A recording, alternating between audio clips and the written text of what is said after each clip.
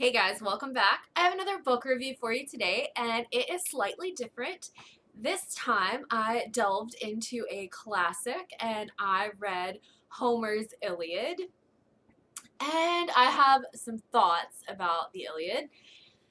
Okay, so this is an epic poem written probably between the 7th and 8th centuries BC, and it tells the story of the Trojan War, or probably a couple of weeks at the very end of this 10-year siege on Troy by the Greeks. And it's something, guys, it's something. So, this is a very interesting story. There's been a lot of debate on whether this is true or whether it's not. At this point, scholars mostly think that it might be like a whole group of things that happened that were just pushed into this one poem. And it is long. I'm going to tell you that it is long. So, this was a classic that is on iBooks for free. iBooks has a lot of free classics that you can read. I download them all the time and just never get around to it. And I downloaded this one and I was like, I'm going to read it. I'm going to love it. The Iliad is supposed to be great. Well, the Iliad is not bad, I don't think. I've heard the story before and I really think that that helped me. I knew the story. I knew what was supposed to happen. And I really think that that helped me.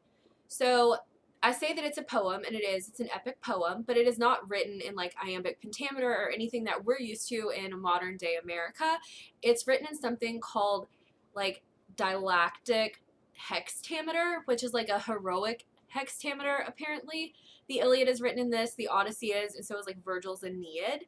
And I would assume that it flows extremely well in the original language that it was written in. So, in this case, in Greek, it probably flows absolutely beautifully in the ancient Greek. In English, I feel like something is lost in the translation. This started to be translated back in the 1500s. The translation that I personally got off of iBooks was translated in 1871, and it's difficult. I struggled. I struggled a lot. This book was 1,063 pages on iBooks, which might not sound like a lot, but like it took me days to read this. And it tells the story of Achilles, who is meant to be the greatest of warriors, and we meet all of these other characters. Patroclus, who has like a different sort of relationship with Achilles. We're not sure exactly what it is in the modern day. There's Agamemnon, the king of Mycenae, who kind of brings all of these soldiers together with his brother Menelaus. Menelaus' wife has been stolen. That is why the Greeks went to Troy. There's Odysseus, the king of Ithaca, who you might recognize from the Odyssey. The Odyssey is Odysseus' story home. Ajax, who's like another great warrior. And then in Troy, you have King Priam, who had 50 sons and runs Troy, of course, with his son Hector also being an amazing warrior, and his son Paris, who is the one that kidnapped Helen of Troy and kind of started this entire conflict.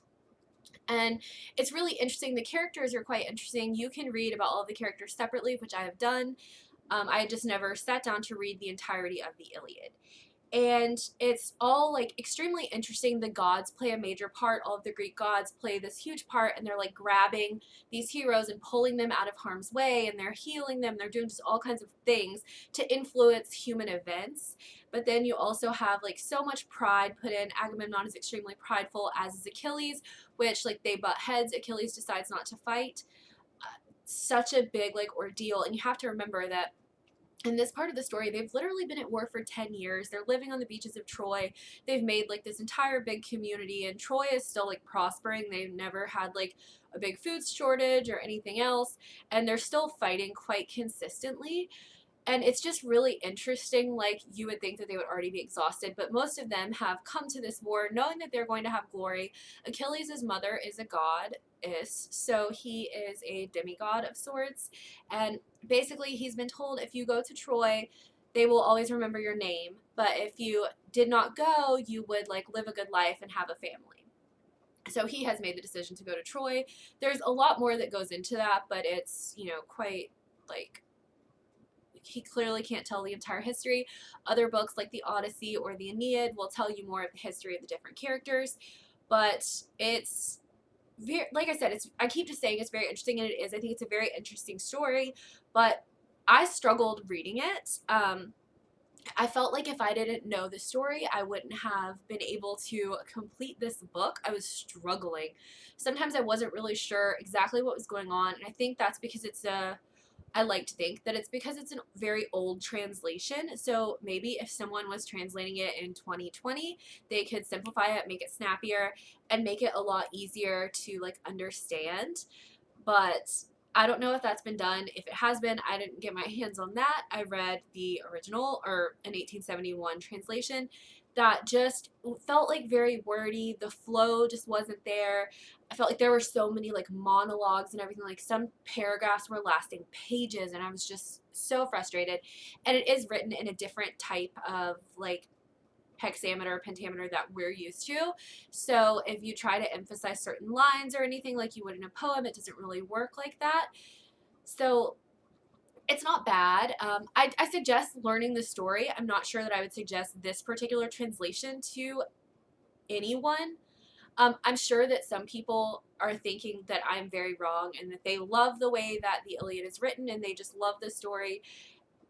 And I wanted that to be me. I was like, this is going to be a great story. I'm very interested. I can't wait to read it. And I just struggled. I struggled a lot. And I mean, some people I'm sure flew through it and they thought it was beautiful. And I was just struggling. My favorite part was when they said, like, and that was the funeral for Hector, tamer of horses, because that was the last line. And I was so frustrated throughout. But it, like, I enjoyed the story. I'm glad that like I know the story. So I give this book 3 stars. Like it was something that was written so very long ago that like I find it difficult to say like this is good or this is bad because it was written in a different time. It was written in a different language, like an ancient language. It was written in a different like way. So it's like very, I can't say this was bad just because it kind of went over my head. And like I said, I think if I had a very modern translation of it, I would be like, this is great. I like this. But reading an older one just was difficult for me. And it might not be difficult for you. It is on iBooks for free. They have a ton of classics for free. I'm sure that you can find more modern translations or different types of translations on pretty much anything. You can probably find it at your library. I know that I've seen it at bookstores. Evan, you can get your hands on this. I know that it is kind of partnered with the Odyssey, so you can read the Iliad and then the Odyssey, and you find out what happens at the very end of the war, and then Odysseus' story home. And like I said, Virgil's Aeneid is also going to tell the story of a lot of these heroes, and it kind of fleshes out some other things that happened. So if it's something that interests you, like definitely look it up, give it a go. I read this book because for the Curious Curators podcast, we are going to be talking about the movie Troy, which is very, very, very loosely based on the Iliad. So I wanted to have kind of an understanding of the entire story. So I could say, like, this didn't happen or this did happen. And I did get that in some ways, but in some ways, I'm still a little bit like, I don't know. So, I mean, I did read it. I tried my hardest. So, like I said, if you can find a more modern translation, if that's something that would interest you, I think that that would be great. If you can't find a modern translation and you want to give this one a go, I mean, I definitely suggest it. Some people read this in high school and just get it, and they think it's great.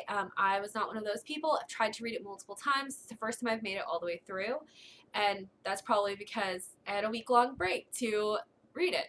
But yeah, I definitely would say even the Cliff Notes version. Like, read something about it. It is really interesting. It tells a good story. It talks about fate. It talks about pride. It talks about the consequences of the actions that you have. Like, it has good life lessons in it, but you need to be able to understand it to get those lessons out of it. So find your version or watch a movie. Just give it a go, though. I do think it's really interesting, and I think that really gives you insight into the time period and how people assume that the gods were able to just really influence their lives, and how like people didn't go to war for love of country or anything else, but to be heroes. And I think that the whole concept of it is just intriguing, and I definitely suggest looking into it. But that is all that I have for you guys about the Iliad. And I hope that you enjoyed it. I hope that you give some sort of version of the Iliad a try. And I'll be back next week. Bye.